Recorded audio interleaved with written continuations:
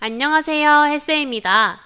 오늘도 선생님과 즐겁게 공부할 준비가 되었나요? 그럼 집중하면서 열심히 들어봅시다. 지난 시간에 우리는 무엇을 배웠나요? 네, 맞습니다. 선생님과 지난 시간에 높임 표현을 사용하는 방법을 알아보았습니다. 그래서 여러분들이 잘 기억하고 있는지 선생님이 퀴즈를 해볼게요. 알맞은 높임 표현을 고르세요. 첫 번째, 아버지 학교에 다녀왔다, 다녀왔습니다. 이 두 개 중에 맞는 게 무엇이죠? 와, 잘했어요. 다녀왔습니다. 두 번째 퀴즈. 친구에게 고운 말을 사용하면 좋겠다, 좋겠습니다. 이 상황은 친구들 앞에서 발표할 때예요. 둘 중에 무엇이 맞을까요? 네, 맞습니다. 사람들 앞에서 발표를 하는 거니까 좋겠습니다. 높임 표현을 사용해야겠죠. 다음으로 선생님께서도 여기로 오니, 오시니? 자, 이 둘 중에 무엇이 맞을까요? 네, 맞습니다. 오시니가 맞습니다. 다음으로 어머니, 오늘은 출근 안 하나요? 안 하시나요? 어떤 게 맞죠? 네, 맞습니다. 안 하시나요가 맞습니다. 그리고 할아버지가 깨서 오셨어. 이 둘 중에 무엇이죠? 네, 맞습니다. 여기 깨서죠. 할아버지께서 오셨어. 그리고 할머니에게 깨 선물을 드릴게요. 둘 중에 무엇이 맞나요? 네, 맞습니다. 깨가 맞죠? 그리고 할아버지 밥, 진지, 잡수세요. 둘 중에 무엇이 맞나요? 네, 맞습니다. 진지입니다. 그리고 마지막으로 할머니 물어볼, 여쭈어볼 것이 있어요. 둘 중에 맞는 것은? 네, 여쭈어볼 것이 있어요가 맞죠? 우와, 잘했어요. 여러분들이 열심히 공부했다는 걸 의미해요. 선생님이 오늘 수업을 시작하기 전에 이야기를 들려줄 거예요. 이야기를 같이 들어봅시다. 이 구두는 굽이 높으셔서 키가 더 커 보이세요. 하나 사시면 1,000원이시고 3개 사시면 2,000원이세요. 주문하신 음식 나오셨습니다. 화장품은 3층이십니다. 좀 이상하죠? 손님이 아닌 상품을 높이는 잘못된 높임말. 평소에 쓰는 우리말이지만 정확히 알기 쉽지 않은 높임말. 우리말을 배우는 외국인들이 가장 어려워하는 높임말. 그럼 왜 우리 조상님들은 어려운 높임말을 만들었을까? 상대에게 함부로 하지 않고 공경하는 마음, 겸손해지는 마음, 그러한 마음을 담아 나누는 말이 높임말입니다. 그래서 오늘은 선생님과 높임 표현과 언어 예절을 생각하며 대화를 나눠보겠습니다. 첫 번째 활동입니다. 우더른과 대화할 때 지켜야 할 언어 예절을 생각하며 대화를 보고 물음에 답해봅시다. 교과서 96쪽이에요.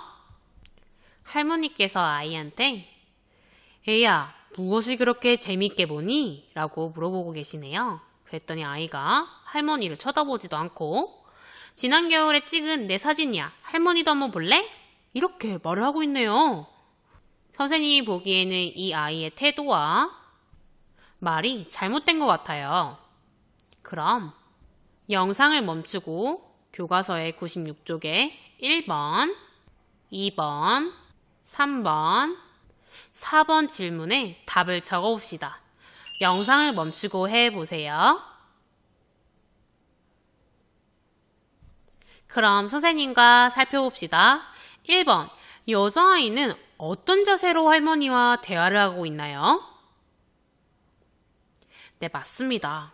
엎드린 자세로 대화를 하고 있습니다. 그리고 할머니 대신 스마트폰을 보면서 대화를 하고 있죠. 정말 옳지 않은 행동입니다. 2번, 여자아이는 어떤 말로 할머니와 대화하나요? 네, 그렇죠. 높임 표현을 사용하지 않고 대화하고 있습니다. 그리고 친구에게 사용하는 말로 대화를 하고 있습니다.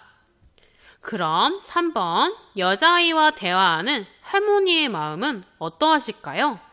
여러분들이 할머니가 돼서 상상해 봅시다. 네, 그렇죠. 기분이 좋지 않으실 것 같아요. 그리고 여자아이가 버릇이 없다고 생각해 화가 나실 것 같기도 하네요. 선생님도 여자아이와 대화하는 할머니였다면 정말 기분이 좋지 않았을 것 같아요. 마지막으로 여자아이가 할머니와 대화할 때 지켜야 할 언어 예절을 적어 보았나요? 그럼 다른 친구들의 이야기도 들어봅시다. 바른 자세로 말해야 됩니다. 그리고 듣는 사람을 바라보면서 말합니다. 또 알맞은 높임 표현을 사용해야 됩니다. 그리고 예의 바르게 말합니다. 여러분도 친구들처럼 할머니와 대화할 때 지켜야 할 언어 예절을 다 잘 적었죠? 그럼 다음 활동으로 넘어가 봅시다. 교과서 97쪽입니다. 영상을 보고 물음에 답해 봅시다. 선생님이 영상을 보여줄 테니 영상을 주의 깊게 봐보세요. 백화점, 편의점 등에서 물건을 높이는 말 들어보셨나요? 이 구두는 특별 할인 제품이시고요. 내가 제품이시라고? 주문하신 아메리카노 나오셨습니다. 내가 나오셨다고? 이 핸드폰은 매진되셨어요. 내가 매진되셨다고? 이분들은 왜 이러시는 걸까요? 백화점이나 편의점 같은 매장에서 물건을 고객처럼 존대하는 이 불편한 현실. 여러분은 어떠십니까? 물건을 높인다고 사람이 높아지지는 않습니다. 물건을 높이는 것은 버려야 할 언어 습관입니다.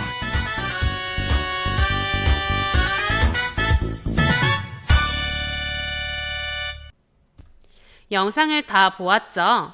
그럼 97쪽에 1번, 2번, 3번의 답을 모두 다 적어보세요. 영상을 멈추고 해보세요. 모두 다 적었나요? 그럼 선생님과 하나하나 살펴봅시다. 1번, 판매원들은 어떤 높임 표현을 사용했나요? 네, 맞습니다. 높임을 나타내는 시를 사용했습니다. 두 번째, 판매원들이 잘못 사용한 높임 표현은 각각 무엇인가요? 네, 구두를 가리켜 특별 할인 제품이시고요 라고 했고, 그리고 커피를 가리켜 나오셨습니다 라고 했습니다. 휴대전화를 가리켜 매진되셨습니다 라고 했습니다. 이 세 가지 표현이 잘못되었죠. 그럼 마지막으로 판매원들이 잘못 사용한 높임 표현을 각각 바르게 고쳐보세요. 선생님이 여기다가 이렇게 정리해 보았어요. 특별 할인 제품이시고요를 어떻게 바꾸면 좋을까요? 네, 잘했습니다. 특별 할인 제품입니다 라고 고쳐야 됩니다. 그리고 주문하신 커피가 나오셨습니다는 어떻게 고치면 좋을까요? 네, 잘했어요. 주문하신 커피가 나왔습니다 라고 고쳐야겠죠? 마지막으로 매진되셨어요. 이것은 어떻게 고치면 좋을까요? 네, 매진되었습니다 라고 고쳐야 됩니다. 혹시 바르게 고치지 못한 친구들은 영상을 멈추고 선생님이 정리한 것처럼 정리해 보세요. 선생님이 오늘 수업에서 꼭 알아야 되는 내용에 대해 정리해 볼게요. 시는 높임의 대상이 되는 사람이 하는 행동에 사용해야 합니다. 선생님이 좀 더 설명을 해줄게요. 여러분, 사람한테, 즉 이렇게 우전을 할 때 어머니 나오셨나요? 라는 표현을 쓸 수 있어요. 근데 물건한테는 커피 나오셨습니다. 이렇게 쓰지 않아요. 즉, 이렇게 높임 표현은 사람한테 사용하는 표현이지 물건한테 사용하는 표현은 아니랍니다. 한차시 수업이 끝났습니다. 잠깐 휴식을 취하고 휴식을 다 했다면 영상을 이어보세요. 휴식을 다 하였으면 다음 활동으로 넘어가 봅시다. 교과서 98쪽이에요. 알맞은 높임 표현을 생각하며 대화를 보고 물음에 답해 봅시다. 여러분, 교과서 99쪽을 보면 맨 아래에 1번 대화 가부터 라에 파란색으로 쓰인 말 가운데에서 알맞은 표현에 모두 동그라미 표를 해보라고 되어 있어요. 그래서 선생님과 함께 하나하나 해봅시다. 먼저 대화 가입니다. 아이가 수업 시간에 발표를 하고 있는 것 같아요. 이 상황에서 남자아이가 높여야 할 대상은 누구일까요? 네, 맞아요. 선생님도 높여야 되고 이렇게 친구들도 높여야 됩니다. 그럼 대화를 들어봅시다. 자신이 무엇을 좋아하는지 친구들에게 발표해 봅시다. 그랬더니 남자아이가 저는 책 읽기를 좋아합니다. 이렇게 말을 하고 있는데 이 둘 중에 알맞은 표현은 무엇일까요? 네, 맞습니다. 좋아합니다입니다. 다시 읽어볼게요. 저는 책 읽기를 좋아합니다.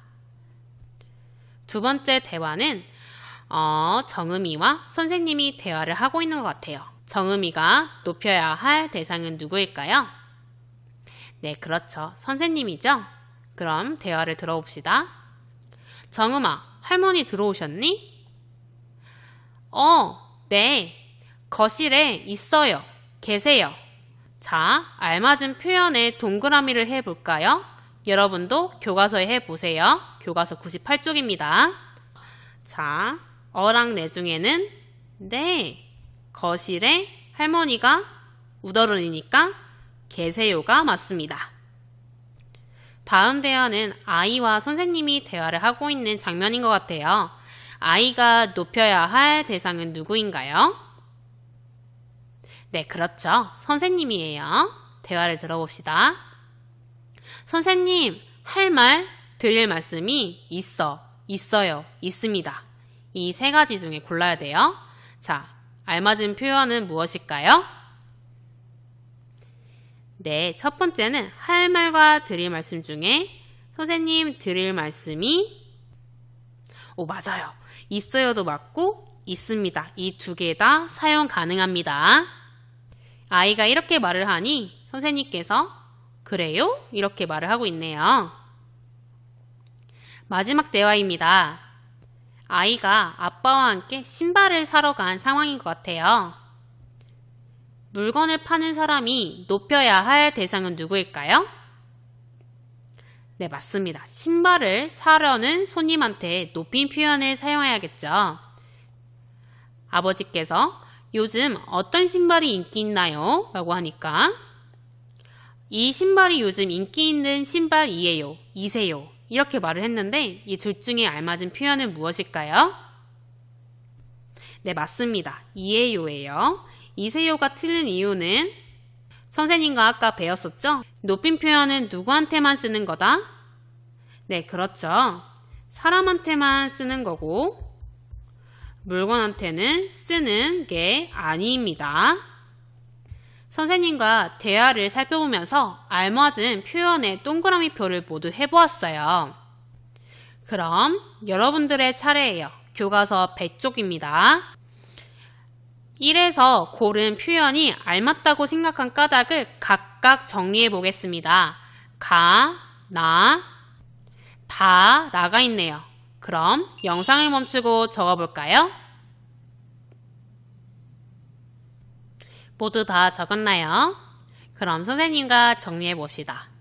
가에서 높임 표현을 사용한 까닭은 듣는 사람이 자신보다 우더른이거나 친구가 여러 명인 경우이므로 좋아합니다를 쓴 것입니다. 그리고 나에서 높임 표현을 사용한 까닭은 듣는 사람이 우더른인 경우이므로 내를 써야 됩니다. 그리고 거실에 있는 사람이 우더른이기 때문에 높임을 나타내는 계세요를 써야겠죠? 아까 거실에 있는 사람은 할머니였어요. 다의 대화에서는 우더른께 말씀드리는 경우이므로 높임의 뜻이 있는 드릴 말씀을 씁니다. 그리고 듣는 사람이 우더른이므로 있어요 또는 있습니다를 써야 됩니다. 그럼 마지막으로 신발은 물건인 경우이므로 이에요를 써야 됩니다. 물건에는 높임 표현을 쓰지 않기로 했죠. 선생님처럼 정리를 다 하였나요? 그럼 다음 질문에 답해 봅시다. 높임 표현을 알맞게 사용했을 때와 그렇지 않을 때 대화하는 사람의 기분이 어떠할지 친구들과 이야기를 해보겠습니다. 친구들이 이야기하기 전에 높임 표현을 알맞게 사용했을 때와 그렇지 않았을 때 대화하는 사람의 기분이 어떠할지 여러분들이 직접 생각해 볼까요?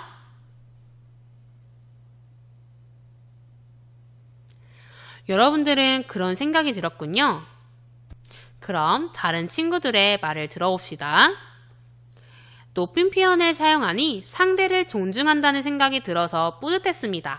그리고 높임 표현을 알맞게 사용했을 때 스스로 예의 바른 사람이 된 것 같아 흐뭇했습니다. 마지막으로 제게 높임 표현을 사용하는 것을 들었는데 존중과 존경을 받는 생각이 들어 기분이 좋았습니다. 라고 말을 하고 있네요.